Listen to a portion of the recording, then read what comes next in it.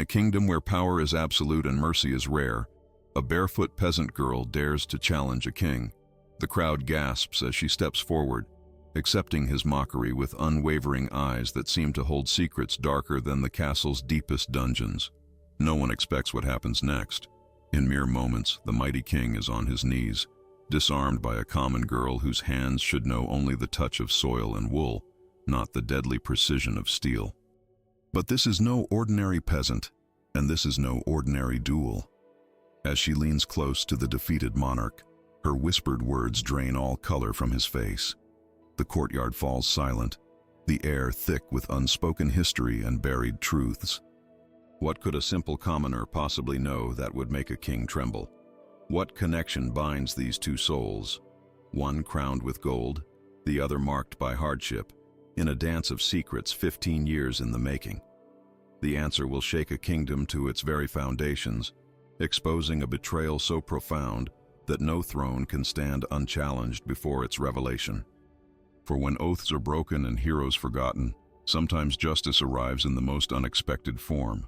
With a rusty sword in hand and vengeance in her heart, the trumpets pierce the autumn air, their brassy notes bouncing off the castle's stone walls and echoing across the crowded courtyard. Hundreds of commoners stood shoulder to shoulder, their weathered faces turned upward toward the royal balcony, where King Edmund the Unyielding stood in his crimson and gold finery. The afternoon sun glinted off his jeweled crown, creating an almost divine halo around his head, precisely the effect he desired. "My loyal subjects," the king's voice boomed across the hushed gathering, his arms spread wide in a gesture of false benevolence. "Today marks 15 years of my glorious reign, and I wish to celebrate with entertainment." A smirk played at the corners of his mouth as nobles behind him tittered with anticipation. "I hereby announce that any man or woman among you may challenge me to a duel of swords." He paused dramatically, letting his gaze sweep across the sea of dirty faces, to prove the courage of the common folk. Laughter erupted from the nobility, their silks and velvets rustling as they nudged each other with jeweled fingers. The Duke of Herrenfeld slapped his knee, nearly spilling his goblet of wine. "Brilliant, Your Majesty! Let the peasants demonstrate their skill with something other than pitchforks." The crowd of commoners shifted uncomfortably, eyes downcast, knowing full well this was merely sport for their betters, another humiliation to endure. King Edmund had been a renowned swordsman in his youth, and despite approaching his 40th year, his skill remained legendary. The challenge was not an opportunity, but a cruel joke. "Come now," the king goaded, descending the stone steps to the courtyard with theatrical flourish, his royal guardsmen forming a protective circle around him. "Surely someone wishes to test their mettle against their king. I promise to be merciful." His words dripped with condescension as he drew his ornate sword, the blade catching the light as he twirled it with expert precision. The silence was suffocating. Mothers pulled their sons closer. Fathers stepped in front of their families. No one would dare accept such an invitation. To lose would mean humiliation. To win would mean death by less honorable means later. And then, movement. The crowd parted like water around a stone as a slender figure stepped forward. The collective intake of breath was audible as a young woman, perhaps 20 summers old, walked barefoot to the center of the clearing. Her simple homespun tunic was faded and patched, her hands calloused from labor. Yet she moved with unexpected grace, her chin lifted, her gaze unwavering as she faced the king. "I accept your challenge, Your Majesty." Her voice was clear and steady, carrying across the stunned courtyard. The crowd rose on tiptoes, necks craning to glimpse this spectacle. Was she mad? Suicidal? A collective heartbeat of hope fluttered through the commoners. Could one of their own actually stand before the king without cowering? King Edmund's surprise quickly melted into amusement. "A peasant girl?" He turned to his courtiers, who erupted into fresh peals of laughter. "How delightful! And what is your name, brave little one?" "My name matters not, Your Highness," she replied, her voice carrying a hint of something that gave the king pause. Not insolence exactly, but an unsettling composure. "Only my sword arm." A murmur rippled through the crowd. The Bishop of Westmere leaned toward the royal advisor, whispering, "There's something about her eyes." Indeed, her eyes were remarkable, gray as storm clouds and just as turbulent. They held no fear, only certainty, as if she had rehearsed this moment 1,000 times in her dreams. The king's smile tightened. "Very well." He gestured to his weapons master. "Give her that one." He pointed to an old practice sword, its blade spotted with rust, its handle wrapped in fraying leather. The crowd tensed at the insult. Even for a jest, this was cruel. The weapons master hesitated before handing her the decrepit blade, perhaps noting the same unsettling confidence the others had sensed. The young woman accepted the sword without complaint, testing its weight with a subtle movement that betrayed surprising familiarity. Her fingers curled around the hilt with practiced ease. "Who is she?" whispered a blacksmith to his apprentice. "Never seen her before," came the reply, though all eyes remained fixed on her slender form. The nobles arranged themselves at a safe distance, goblets in hand, prepared for the afternoon's unexpected entertainment. The king's guardsmen formed a circle, creating an impromptu arena. "Begin whenever you wish, girl," the king announced magnanimously, adopting a casual stance. He wouldn't even honor her with proper form. This would be over in seconds. But when she moved, the collective gasp was instant and visceral. Her first strike was lightning, precise, powerful, purposeful. The king barely parried it, his eyes widening in shock. His second defensive move was hurried, less controlled. By the third exchange of blades, his smile had vanished completely. The rusty sword in her hand seemed transformed, no longer a discarded relic, but a deadly extension of her arm. "Impossible," breathed the Duke of Herrenfeld, wine forgotten in his slack grip. She advanced with footwork that spoke of years of training, not the clumsy lunges of a farmhand, but the disciplined steps of someone schooled in the art of combat. Each movement flowed into the next with deadly grace. The king retreated one step, then another, his face flushing with exertion and mounting rage. The courtyard had fallen deathly silent. Even the birds seemed to hold their songs. Only the metallic clash of swords punctuated the stillness. And then, with a maneuver so swift it was almost invisible, she disarmed him. The king's ornate sword clattered to the stones as she brought her rusted blade to rest a finger's width from his throat. King Edmund fell to his knees, whether from the force of her move or from sheer shock, none could say. For one heartbeat, time stood suspended. A peasant girl had bested the king. The impossible had happened in full view of hundreds. Then the courtyard exploded. Gasps, cries, aborted cheers from commoners quickly silenced by self-preservation, scandalized exclamations from the nobility. Guards reached for their weapons, uncertain whether to intervene against this unprecedented breach of order. But before anyone could act, the young woman leaned forward and whispered something into the king's ear.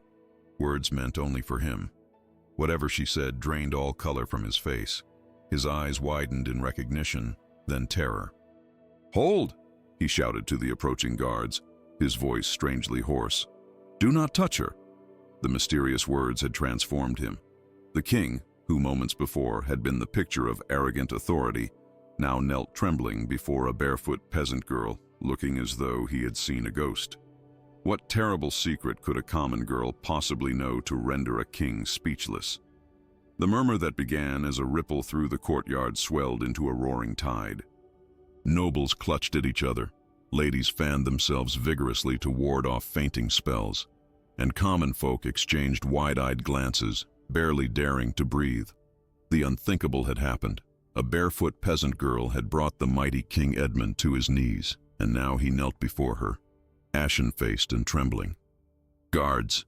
shouted Lord Blackthorn, the king's most loyal advisor, his jowls quivering with indignation. "Seize this witch!" He spat the word like poison, but the king raised a trembling hand. "No," he commanded, his voice barely steady. "Arrest her, but do not harm her." The contradiction in his order left everyone bewildered. The customary punishment for humiliating royalty was swift and brutal. Why would he demand her protection? 4 guards advanced cautiously, as if approaching a wild animal.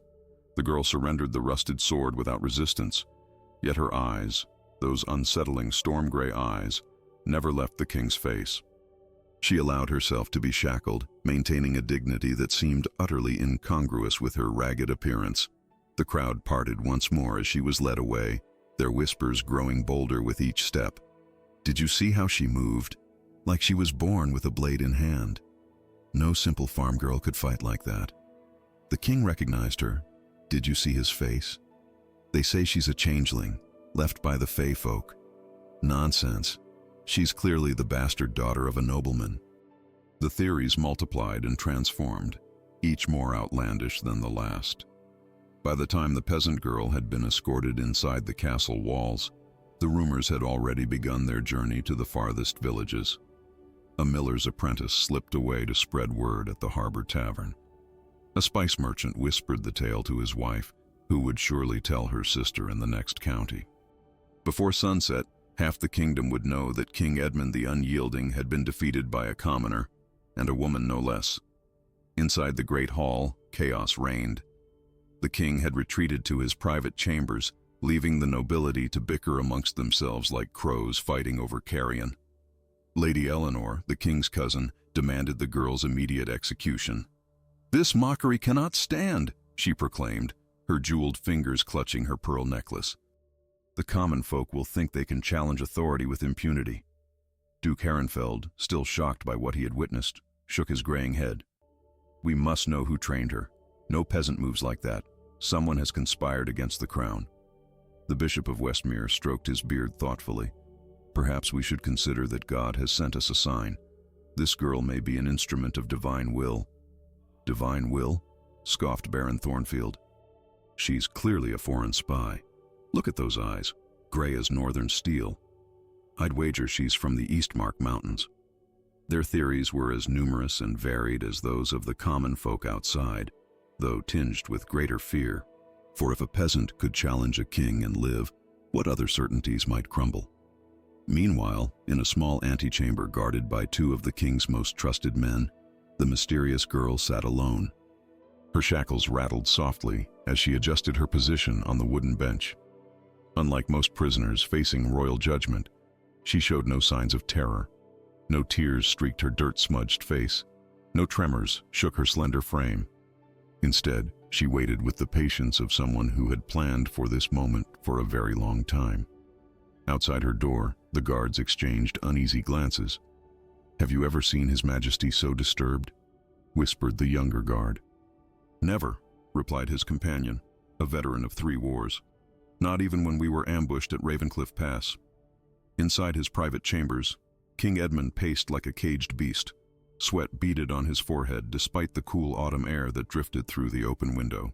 He had dismissed all servants and stood alone, occasionally glancing at his reflection in the polished silver mirror as if to reassure himself he was still king. After what seemed like hours, but was perhaps only minutes, he summoned the captain of his guard. "Bring her to me," he ordered. "Alone." The captain hesitated.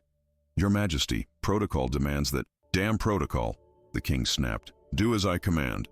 Soon after, the girl stood before him in the opulent royal chamber, her dirty bare feet a stark contrast to the luxurious Eastland carpets beneath them. The guards had left reluctantly, closing the heavy oak door behind them, though they surely pressed their ears against it.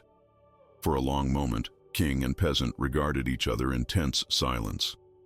Outside, distant sounds of the castle drifted through the window. Servants calling to one another, horses in the stables, the blacksmith's hammer striking in rhythmic percussion. "Who taught you to wield a sword?" the king finally asked, his voice barely above a whisper. The girl's reply came without hesitation, each word measured and deliberate. "The same man who you swore never to see again." The chamber seemed to grow colder. King Edmund staggered slightly, catching himself against a tapestried wall. Recognition flashed in his eyes. Not of her face, but of something deeper. Something connected to a past he had clearly tried to bury. "Impossible," he breathed. "He is dead." "Is he?" Her question hung in the air between them, weighted with implication. The king studied her face more carefully now, the high cheekbones, the set of her jaw, the way her left eyebrow arched slightly higher than the right. Features that had seemed common at first glance now revealed subtle nobility. "Who are you?" he demanded, though his tone suggested he feared the answer. "You already know," she replied, "or at least you suspect, and that is why you cannot decide whether to have me executed or exalted." King Edmund turned away, unable to bear her penetrating gaze. He moved to the window, staring out at his kingdom. The neat rows of houses beyond the castle walls, the patchwork of farmlands stretching to the distant forests, all his by divine right and bloody conquest. "If you are who I think," he began, then stopped himself, as if unwilling to give voice to the possibility. "Why now? Why reveal yourself in such a manner?"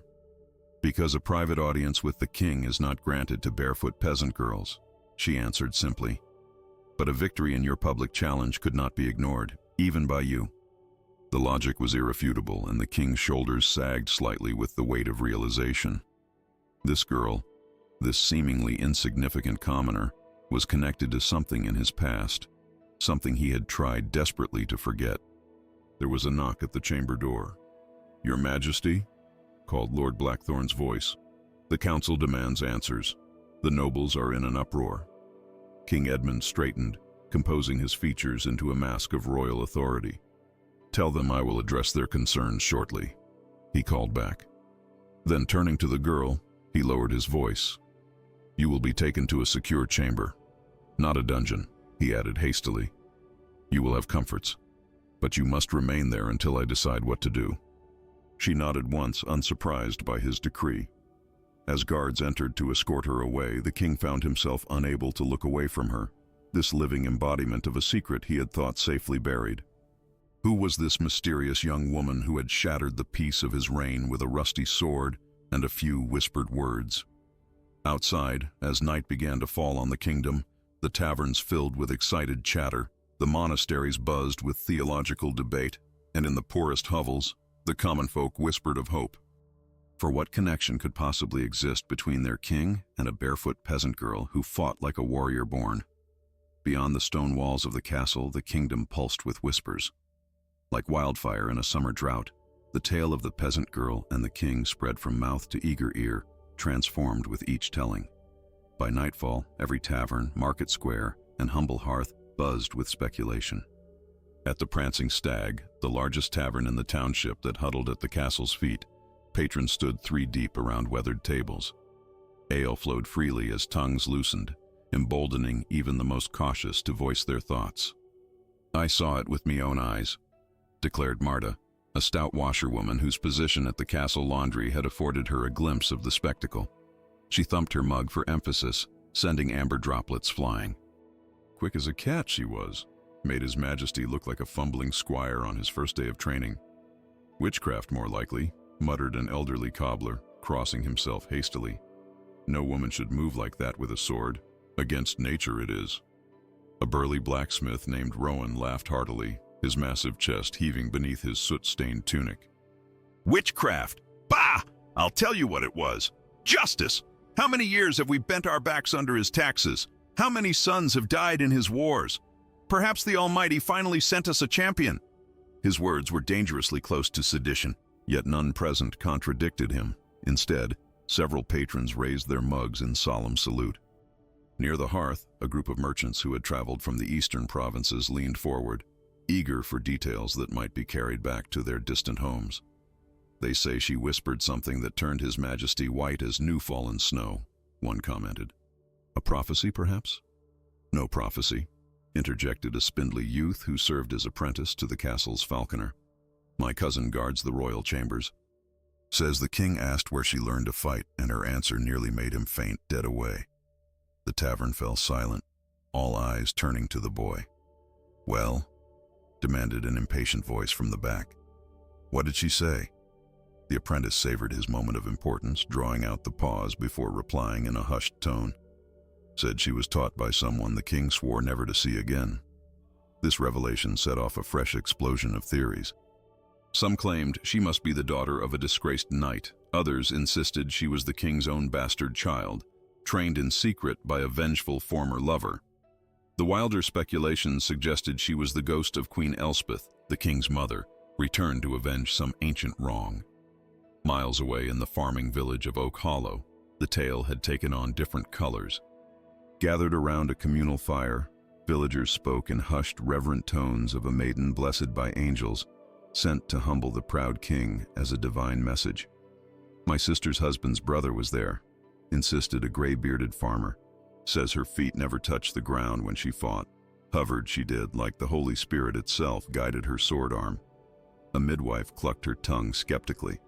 More likely she's highborn herself, some noble's daughter disguised to shame him publicly. The fine folk love their complicated schemes.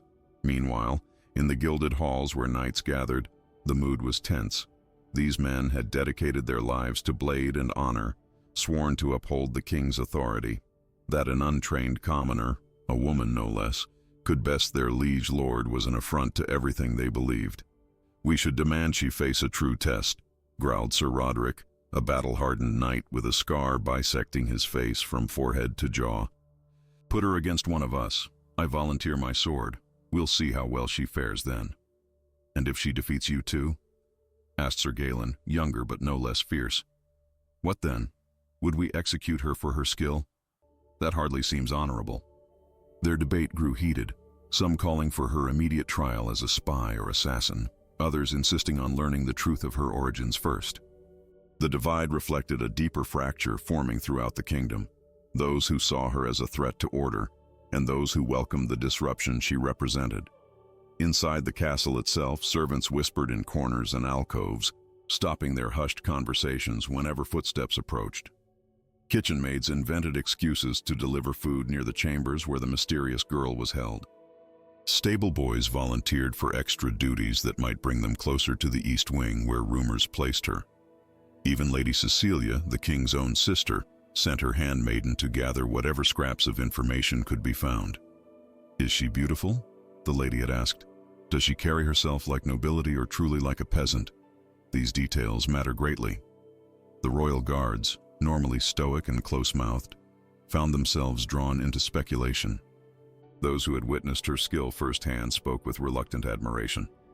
Trained by a master she was, admitted Captain Thorne, who had served 3 kings in his long career. Reminds me of, but no, it couldn't be. Couldn't be who? Pressed a young guard, but the captain merely shook his head, unwilling to voice his suspicion.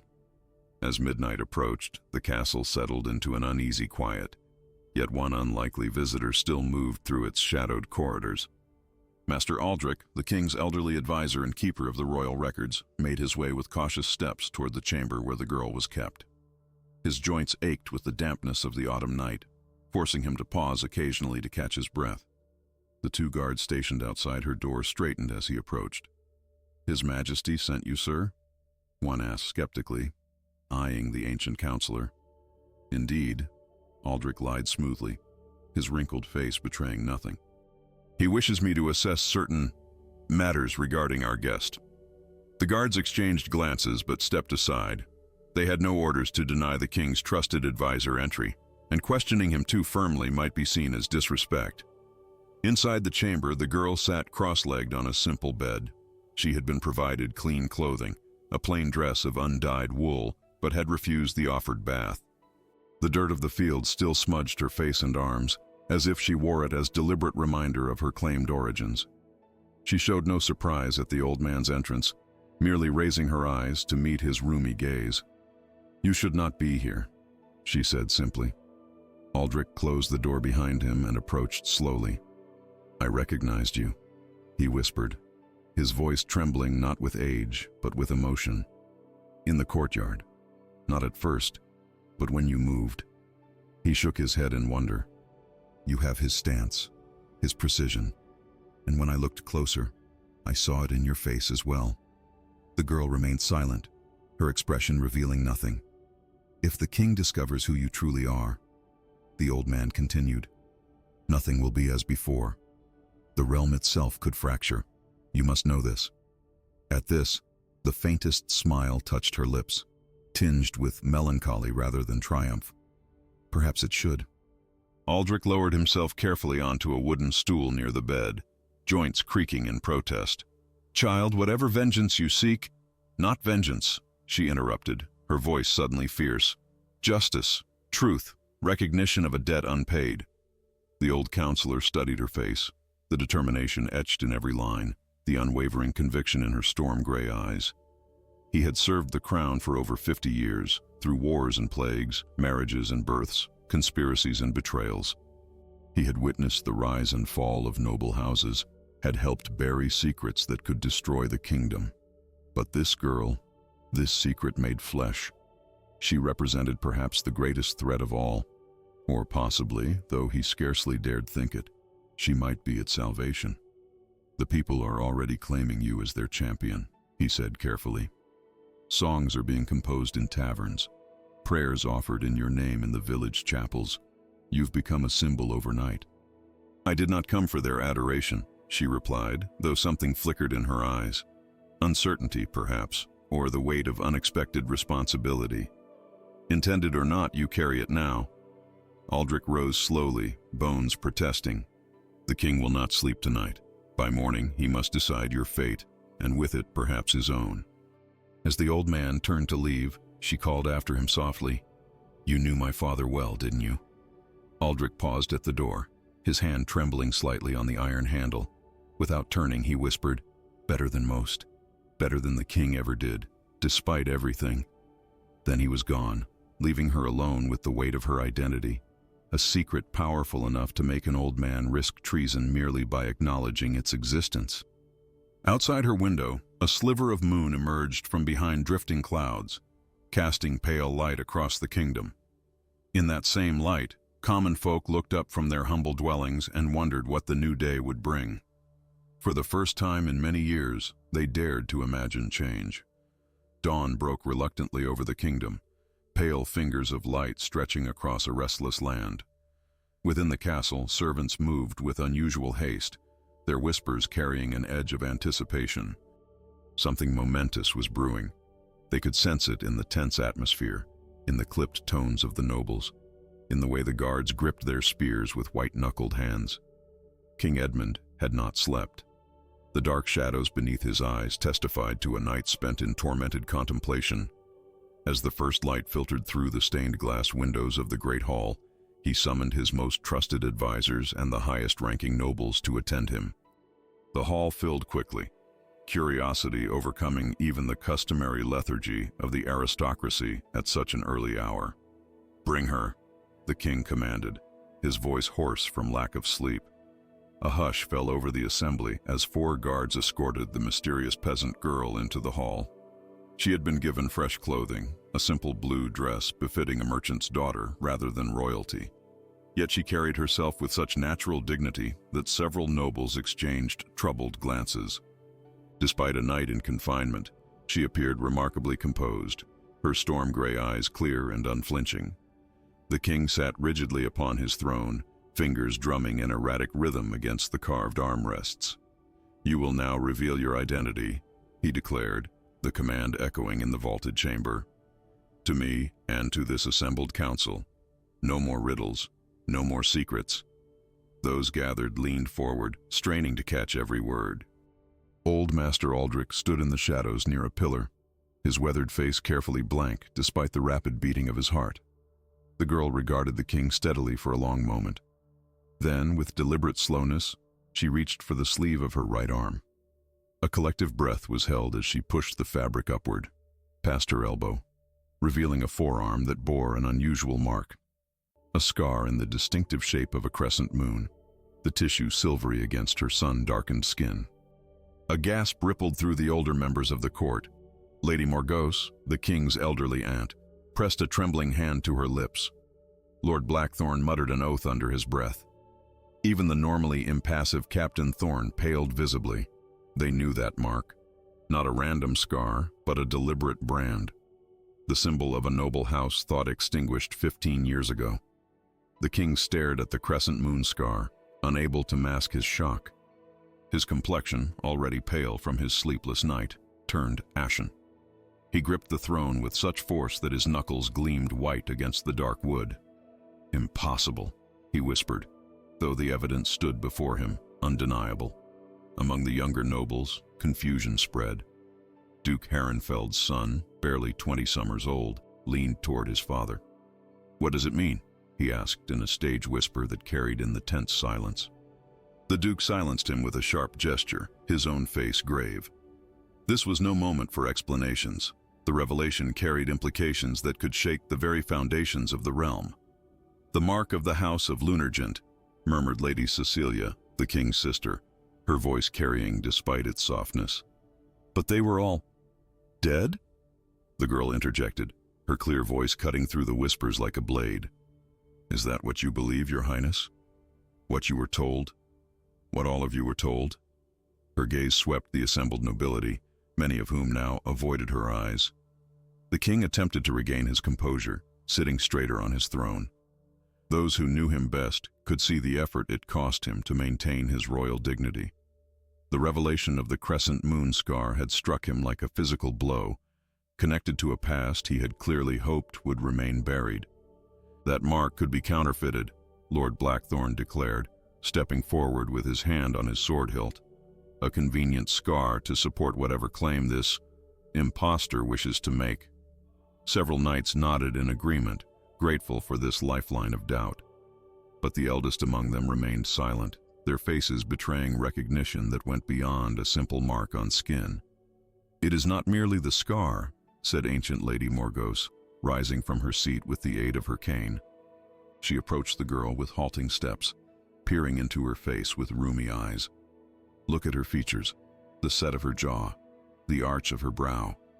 She turned to the king, her voice quavering with age but firm in its conviction.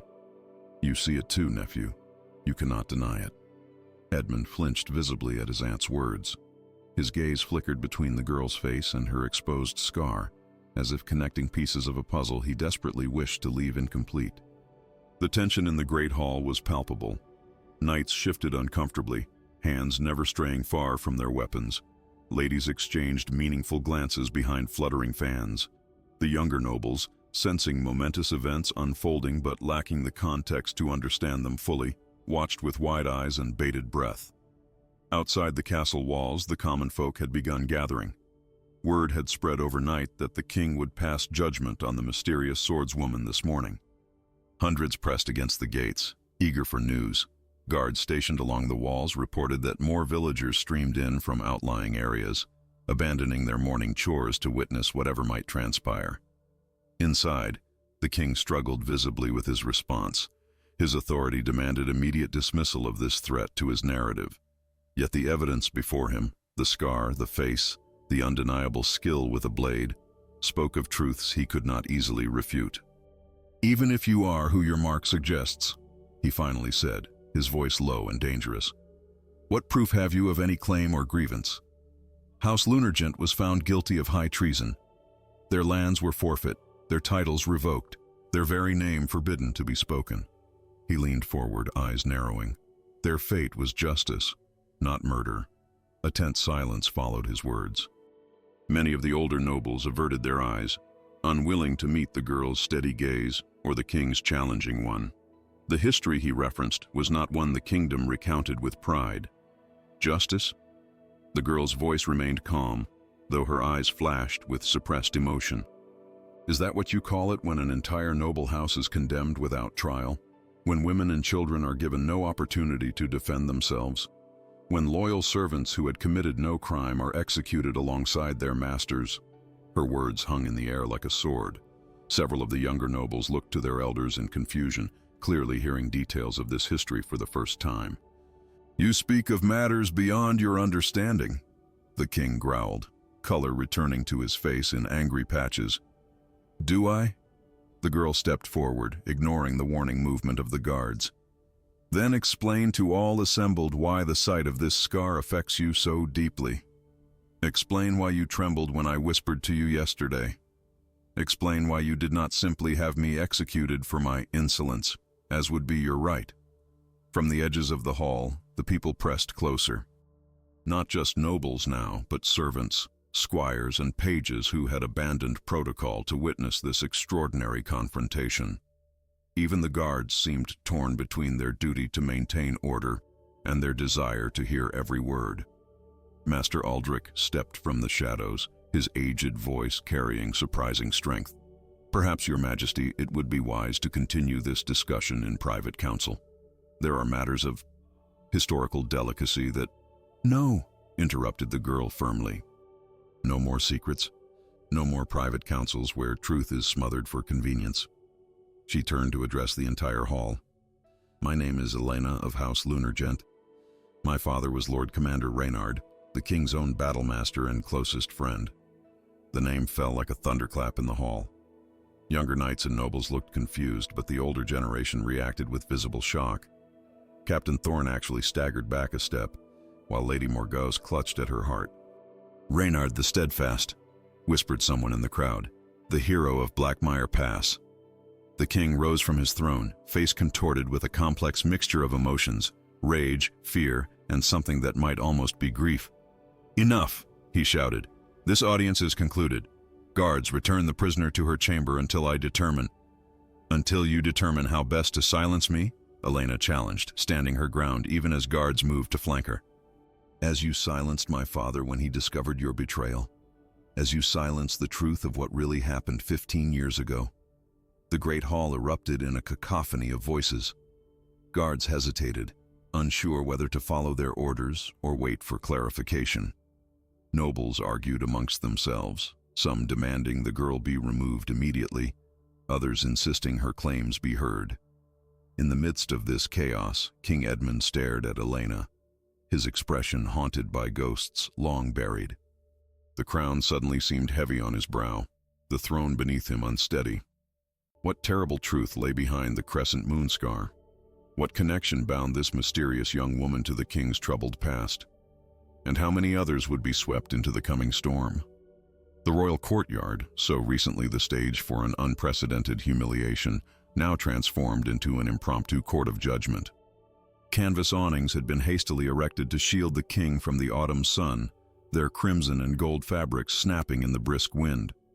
The portable throne, used for tournaments and public ceremonies, stood upon a raised wooden platform, lending King Edmund the height he needed to be seen by all.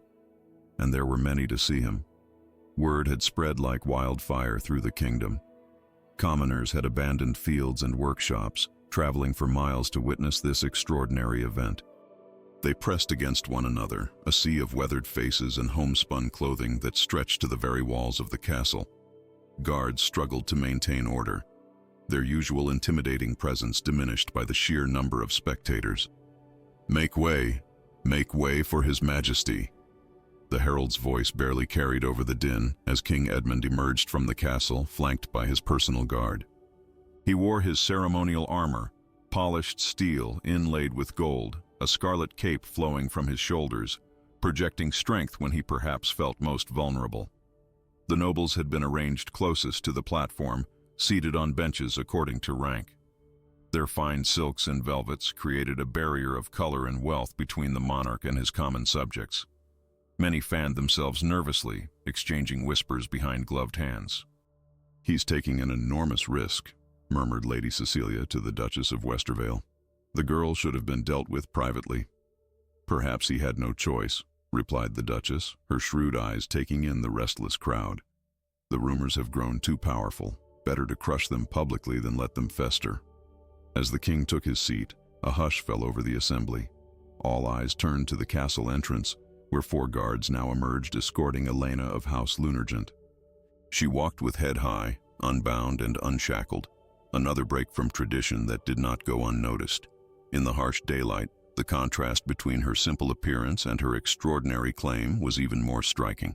The crowd's reaction was immediate and divided. From the common folk came scattered cheers and calls of support, quickly hushed by nervous neighbors. Among the nobility, there were scowls of disapproval mixed with expressions of uncomfortable recognition from the eldest among them. Servants who had gathered at the edges of the courtyard crossed themselves superstitiously, as if witnessing the return of a ghost. "Silence," commanded the king, his voice stronger than it had been in the great hall. He had clearly spent the intervening hours gathering his resolve. "We are gathered to address the claims of this young woman, who calls herself Elena of House Lunargent." A murmur rippled through the crowd at the forbidden name. Many of the common folk exchanged confused glances, They knew little of the noble house that had fallen from grace 15 years prior, its history deliberately obscured by royal decree. She has challenged not only my skill at arms, the king continued, but now makes accusations regarding events long settled. She will be permitted to speak her piece. His jaw tightened visibly. And then justice will be determined. The herald gestured for Elena to step forward. She did so without hesitation, taking her position at the center of the courtyard. The wind caught her simple dress and dark hair, giving her an almost ethereal quality against the imposing stone backdrop of the castle. "Speak, if you have words worthy of this assembly," the king commanded. All eyes fixed upon her. The tension in the courtyard was palpable. Even the birds seemed to have fallen silent in anticipation. When she finally spoke, her voice carried clearly, pitched to reach even those standing at the outer edges of the gathering.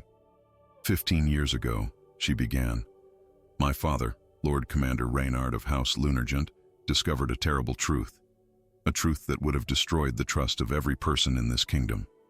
She paused, allowing her words to settle like stones dropped into still water. Rather than expose this truth, he approached his king, his friend, privately, offering him a chance to make amends honorably. The king's knuckles whitened where they gripped the armrests of his throne, but he remained silent, his expression carefully controlled. In return for this loyalty, Elena continued, my father received not gratitude, but betrayal. House Lunargent was declared treasonous overnight. Our ancestral home was surrounded while we slept. Those who resisted were cut down where they stood. Those who surrendered were executed without trial. Uncomfortable shifting spread through the ranks of the nobility. Some of the older knights exchanged troubled glances, while others stared fixedly at the ground. I survived only by chance, hidden away by a loyal servant who gave her life to protect me. For 15 years, I have lived as a commoner, working the land, enduring hardships, waiting for the day I could claim justice. Her voice grew stronger, edged with emotion long contained. Not vengeance, justice, and the truth this kingdom deserves to hear. The crowd had grown utterly still, captivated by her words and the conviction with which she delivered them. Even the skeptical nobles found themselves unwillingly drawn into her narrative. "And what is this supposed truth?" the king demanded, breaking his silence. His voice carried a dangerous edge. "What accusation do you bring that justified this theatrical challenge?" Elena turned to face him directly, her gray eyes unwavering. "That you, King Edmund the Unyielding, owe your throne, your very life to my father. That when you faced certain death during the Battle of Ravenhollow, surrounded by enemy forces, it was Reynard of House Lunargent who sacrificed his position, his men, and nearly his life to save yours." She took another step forward, her voice ringing with certainty. "And in return for this sacrifice, you promised him a blood oath, that his house would forever stand as equal to your own, that his descendants would always find protection under your crown." Gasps and murmurs swept through the crowd. Blood oaths were sacred, binding beyond mere political alliances. To break such a vow was to invite divine punishment. "An oath you broke the moment his back was turned," Elena concluded. "An oath you buried alongside the bodies of my kin." For a heartbeat, absolute silence gripped the courtyard. Then chaos erupted. Commoners shouted questions. Nobles rose from their benches in protest. Guards looked to their captain for orders that didn't come. "Silence!" roared the king, rising to his feet. His face had flushed crimson, either from rage or, more troublingly for those who knew him well, from fear. "These are wild accusations without proof. Any fool can claim a blood oath was sworn." "Indeed," Elena replied, her composure undisturbed by his outburst. "Which is why I offer proof that cannot be denied." With deliberate movements, she again exposed the crescent moon scar on her forearm. "This mark is known to your oldest advisors. It is the symbol used in the blood oath ceremony between our houses, pressed into the skin of both participants as witness to their vow." She turned slowly, allowing all to see the mark clearly. "Ask your royal historian if this is not the sign of a blood oath. Ask Captain Thorne, who witnessed the ceremony after the Battle of Ravenhollow. Ask any who were there that day if my words are false." All eyes turned to the elderly royal historian, Master Aldrich, who stood with the other advisors near the king's platform. The old man's face had gone pale, his hands trembling visibly. "Master Aldrich," called Lord Blackthorn sharply, "surely you can dispel this nonsense? Tell the assembly that this mark means nothing." But the old man seemed unable to speak, his eyes fixed on the scar with unmistakable recognition. Captain Thorne stepped forward instead, his weathered face conflicted beneath his gray beard. "The mark is genuine," he admitted, his voice heavy with reluctance. "I witnessed the oath-taking myself, after Ravenhollow, when all seemed lost." "Enough," interrupted the king. "These matters of war and oath are complex. They cannot be simplified for common understanding. Whatever promises were made, if I die today," Elena's voice cut through his words, clear as a bell across the hushed courtyard, "I will die as the daughter of the man who once saved this kingdom, and as living proof of your ingratitude." The words landed like a physical blow. The king actually staggered slightly, reaching for the back of his throne to steady himself. The accusation, delivered with such dignity and restraint, seemed to affect him more powerfully than any shouted challenge could have. A profound silence fell over the courtyard. The common folk stood transfixed, many with hands pressed to their mouths in shock. The nobility appeared equally stunned, some looking at their king with new, questioning eyes. Had their monarch truly betrayed the savior of the kingdom? Had the noble house they had been told was treasonous actually fallen victim to royal betrayal? And if this were true, what other royal proclamations might have been built on lies? As the silence stretched, all waited for the king's response. His face worked through complex emotions, rage, shame, calculation, before settling into an expression that those who knew him best recognized as dangerous. Whatever would come next would determine not just Elena's fate, but perhaps the future of the entire kingdom. Night had fallen over the kingdom, draping the castle in velvet darkness punctuated only by flickering torchlight. The public judgment had ended in uneasy suspension, neither condemnation nor vindication for Elena of House Lunargent. The king, faced with mounting public scrutiny, had declared that matters of such gravity demand proper consideration before dismissing the assembly with promises of justice to come. Now, in the oppressive silence of his private chambers, King Edmund paced like a caged beast. 15 steps from window to hearth, 15 steps back again. His heavy boots wore an invisible path into the Eastland carpet, matching the furrows deepening across his brow. The crown lay discarded on a side table, its jewels glinting accusingly in the firelight. Every few moments he paused to drain another cup of wine, though it seemed to bring him no comfort. The emptied goblet dangled from his fingers before being slammed down for a servant to refill. The young boy tasked with this duty kept his eyes downcast, trembling slightly each time the king's mood darkened further. "Leave me," Edmund suddenly commanded, causing the servant to nearly drop the wine pitcher. "All of you out." The small retinue of attendants scattered like startled birds, backing toward the door with hurried bows. Only when the heavy oak portal closed behind them did the king allow his carefully maintained facade to crumble. His shoulders sagged beneath the weight of a burden long carried, his hand pressed against his face as if to physically hold back the memories that Elena's appearance had unleashed. For nearly an hour he remained thus, alternately pacing and staring into the dancing flames of the hearth, trapped in silent dialogue with ghosts from his past. The castle around him gradually quieted as midnight approached, though sleep would find few within its walls this night. Too much had been said in the courtyard, too many questions raised that demanded answers. When the soft knock came at his door, the king's head jerked up, his hand instinctively reaching for the dagger at his belt. "Who disturbs me?" he demanded. "Master Aldrich, your majesty," came the muffled reply. "I bear information you requested." The king hesitated before calling, "Enter, but come alone." The ancient royal historian shuffled into the chamber, his spine bent from decades poring over manuscripts and scrolls. In his gnarled hands, he clutched a leather folio bound with faded ribbon. Records so old they predated his own appointment to his position. He approached the king with cautious steps, his rheumy eyes assessing Edmund's volatile state. "You found it then?" the king asked, gesturing impatiently toward the documents. "Yes, your majesty." Master Aldrich carefully placed the folio on the table, his fingers lingering on its worn surface. The complete record of the Battle of Ravenhollow, including the personal accounts that were removed from the official histories. The king's jaw tightened, and the old man met his gaze steadily, one of the few in the kingdom who dared do so. It is as the girl claims. Lord Commander Reynard sacrificed his own regiment to create a path for your escape when you were surrounded. 300 of his men died so that you might live. He paused, his next words measured carefully. And yes, a blood oath was sworn afterward, in the presence of 7 witnesses. 3 still live, including myself and Captain Thorne. Edmund turned away sharply, moving to the window though the shutters were closed against the night. His reflection stared back at him from the polished glass.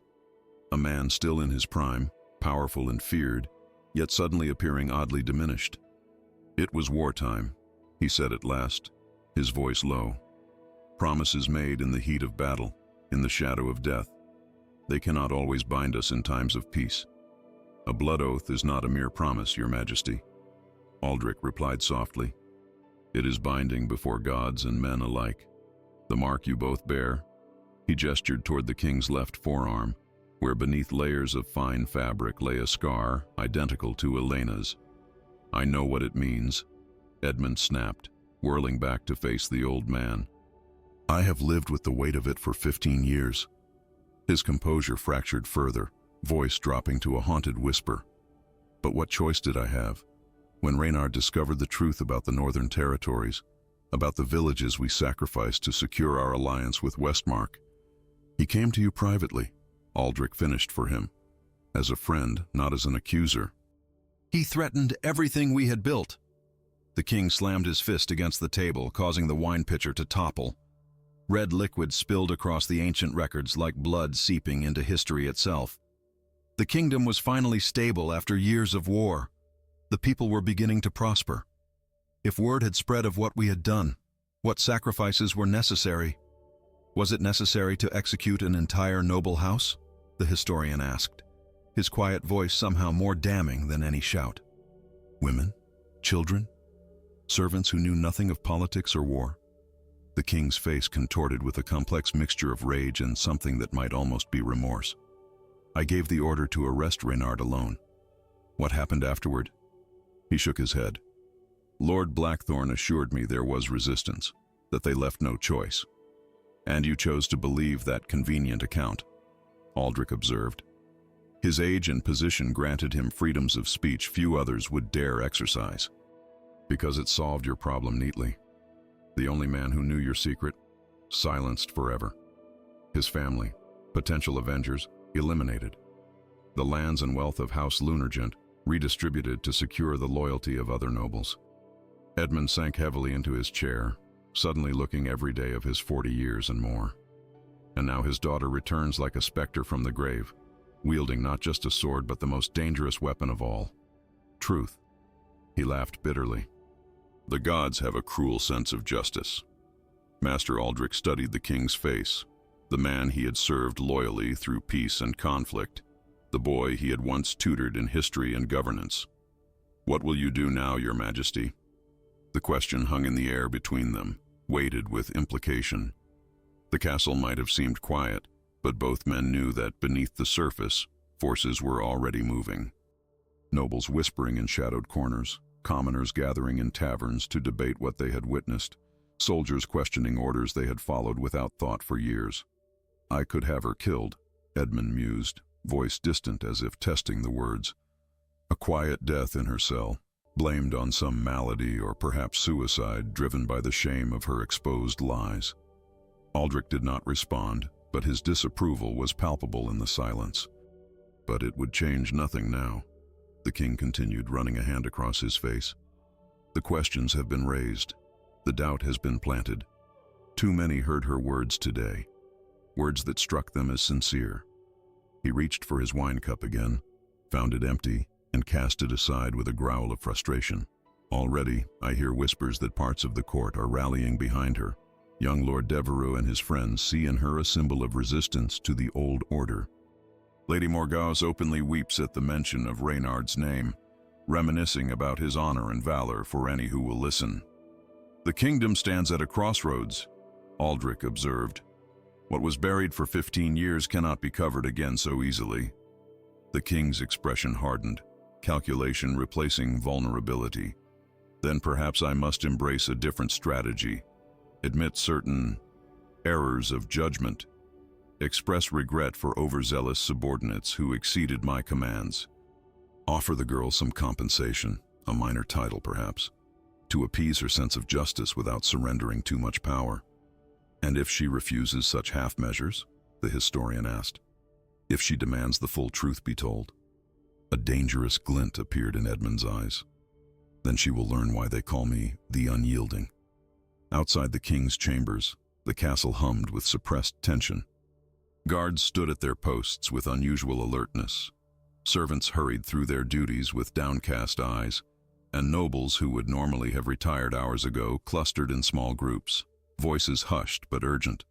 In a tower room far from the royal apartments, Captain Thorne knelt before a small altar, his sword laid across his knees in the traditional posture of a knight seeking guidance.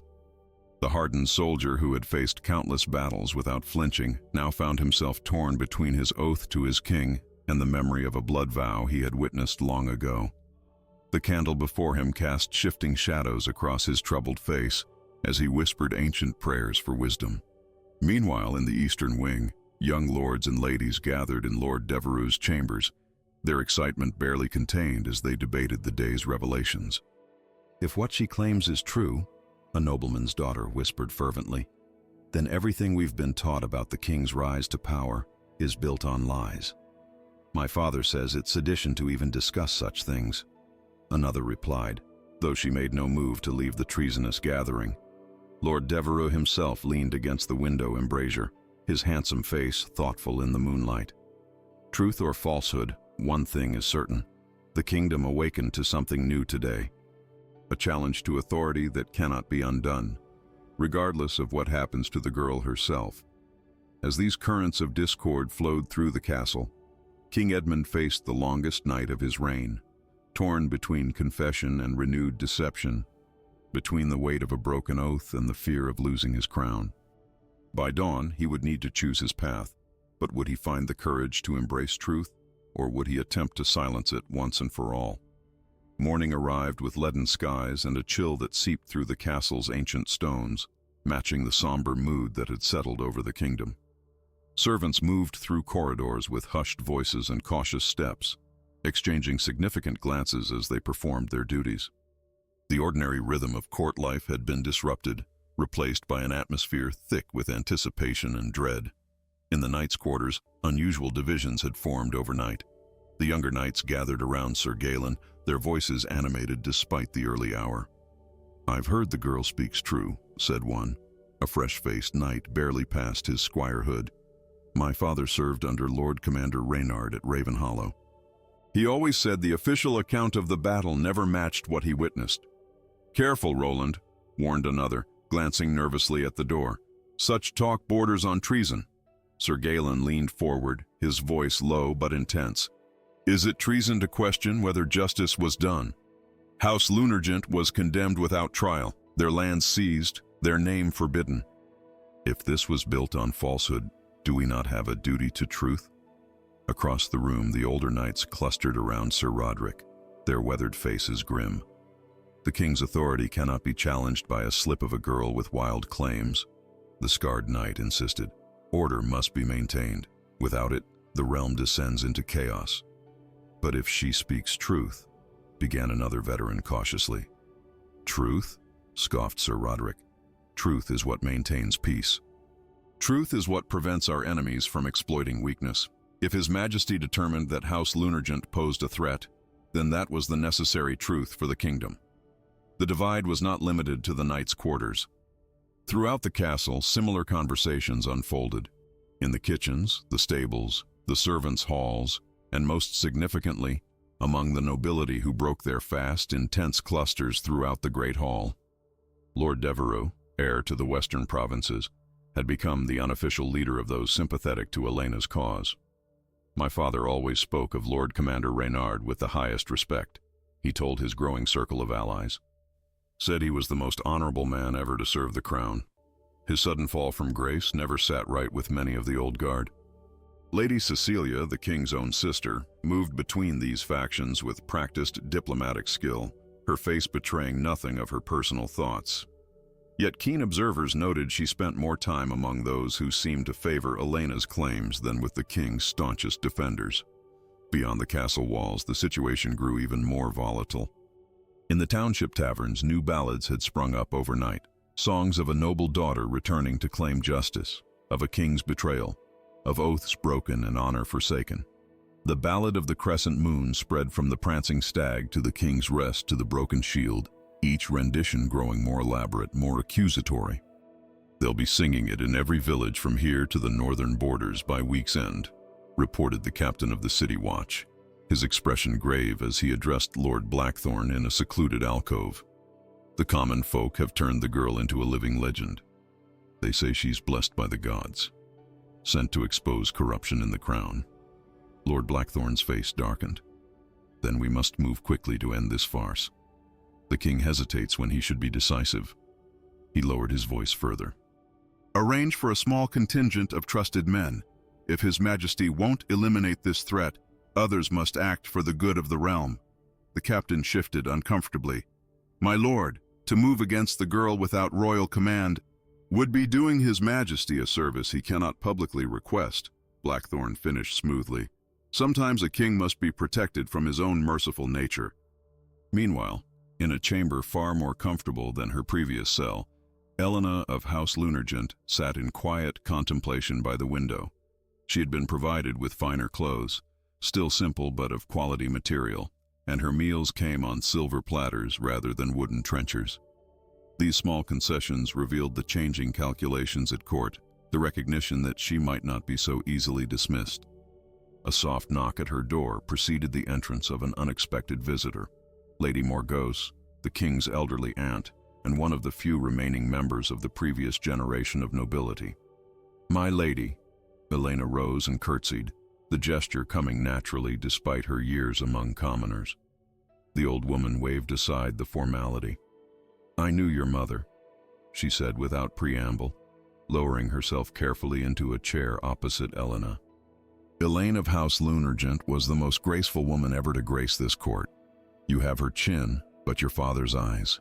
Elena's composure faltered for the first time since her dramatic appearance in the courtyard. You knew them both?"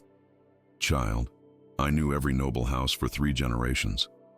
Lady Morgause's rheumy eyes held surprising sharpness. "I witnessed your father save my nephew's life at Ravenhollow.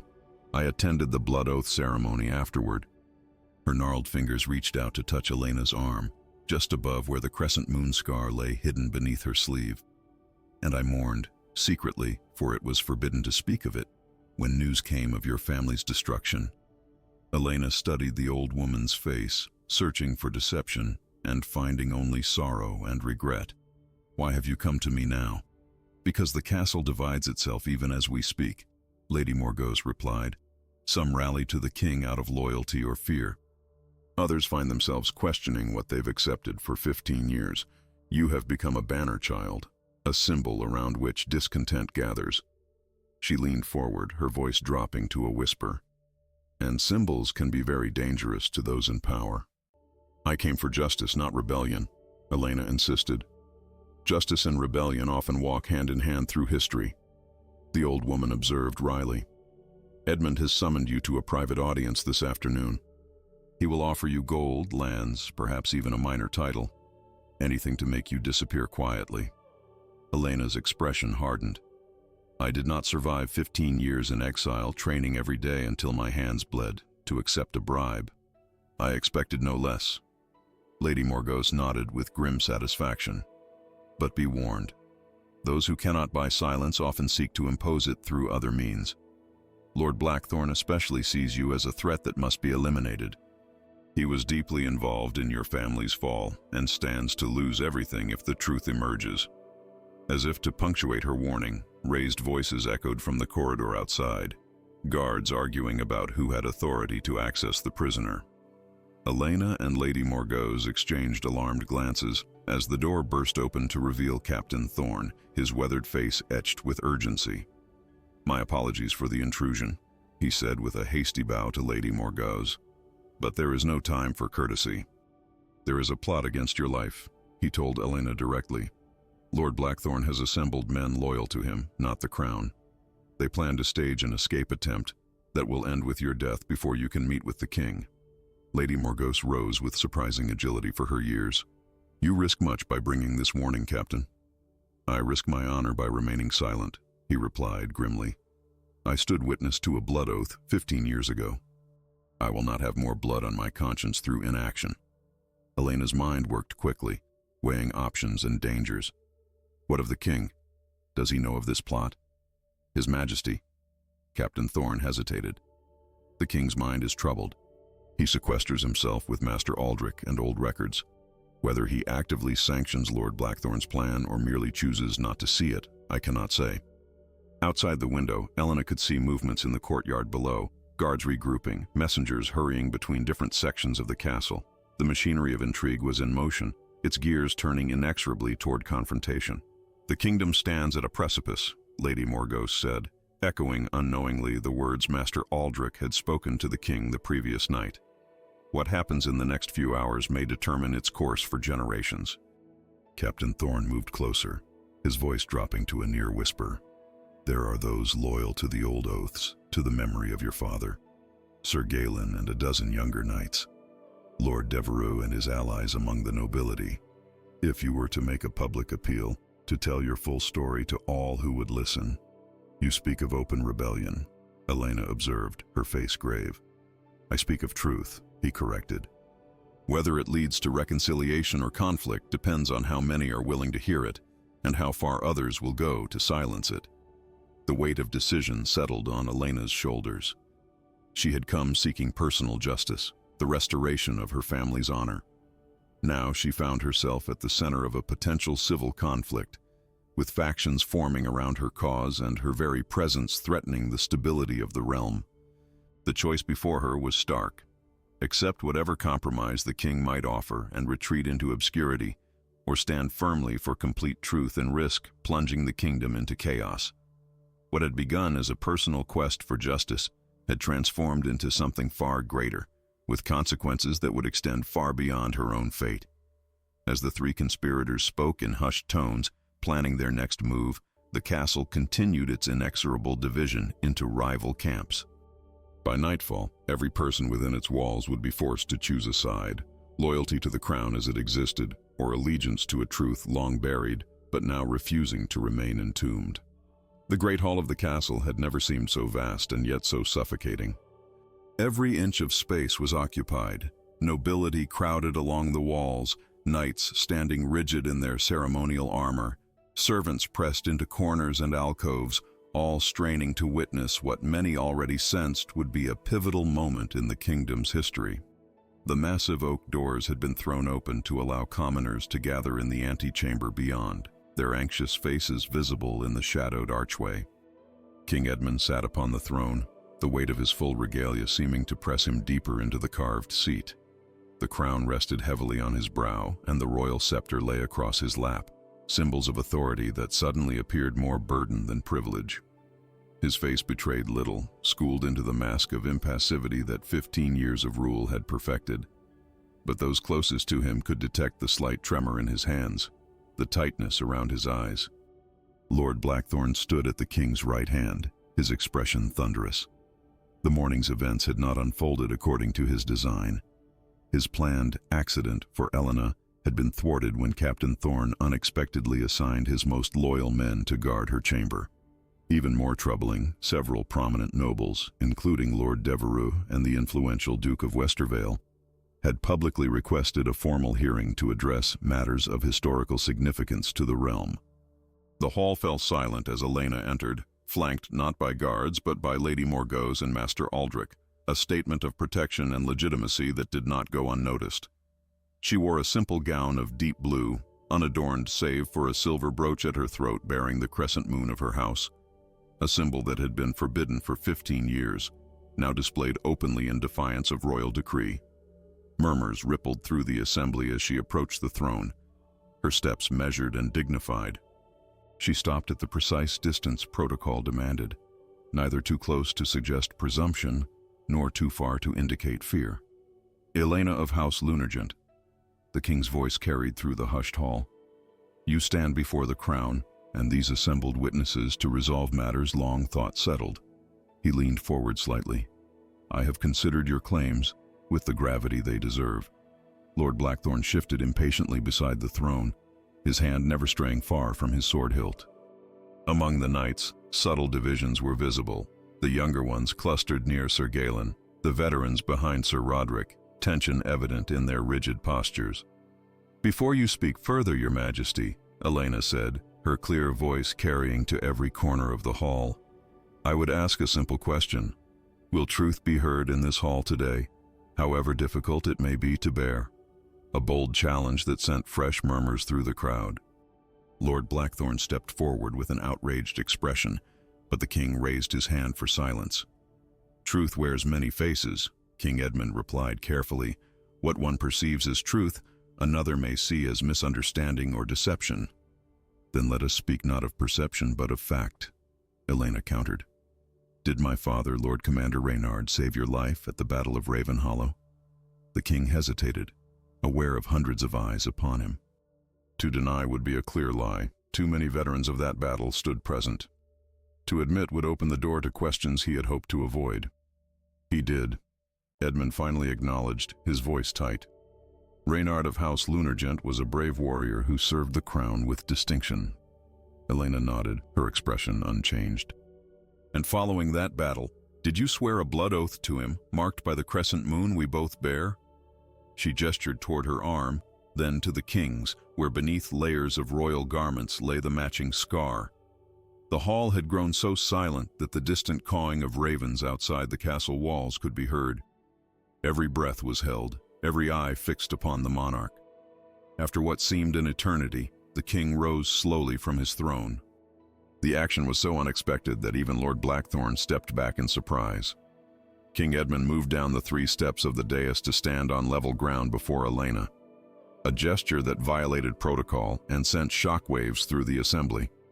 "Yes," he said, his voice breaking slightly on the single syllable. "I swore a blood oath to your father after he saved not only my life but the future of this kingdom." The admission fell like a thunderbolt in the great hall.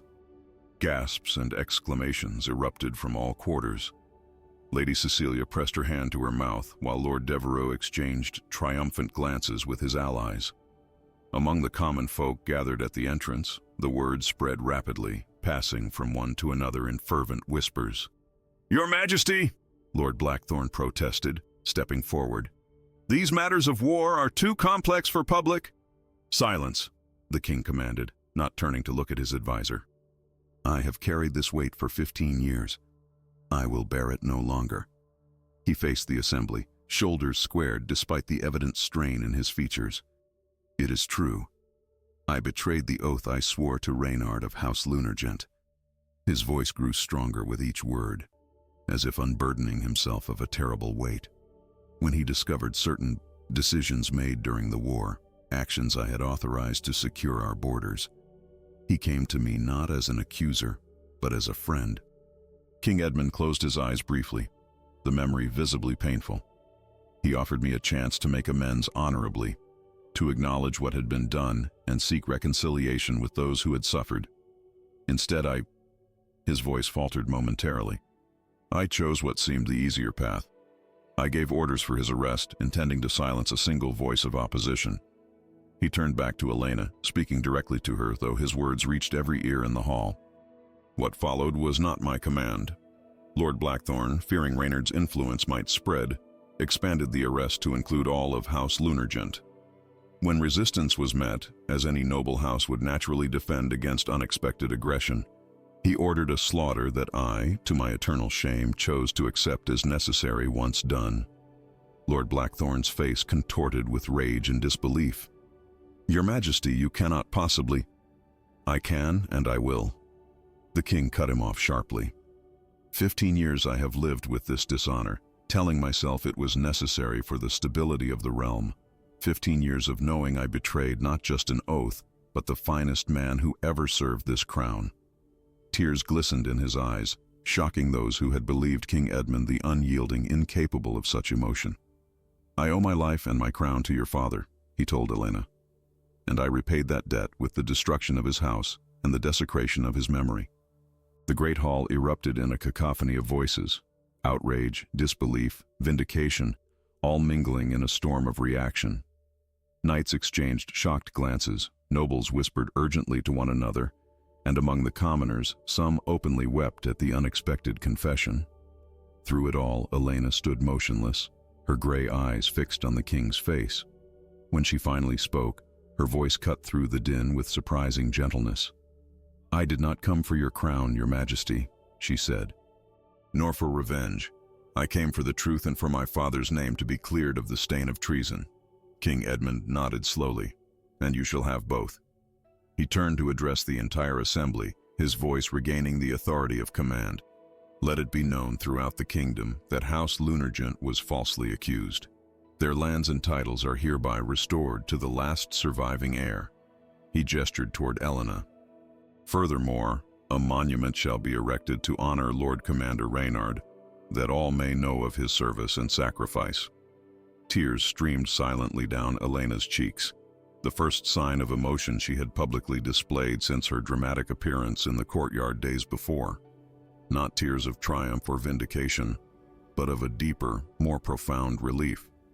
The weight of 15 years of exile and purpose finally lifting from her shoulders. The king hesitated, then did something no one could have anticipated. He sank to one knee before her, head bowed in a gesture of humility that no living person had ever witnessed from Edmund the Unyielding. "The crown has failed House Lunargent," he said, his voice carrying despite its softness. "I have failed my oath. No restoration of lands or titles can erase that debt. I can only offer what remains within my power to give: acknowledgement of the truth and a sincere plea for forgiveness." A hush fell over the great hall, the moment suspended between heartbeats as hundreds witnessed this extraordinary scene. A king kneeling before a woman who days before had been perceived as a simple peasant. Elena stepped forward and gently placed her hand on the king's shoulder.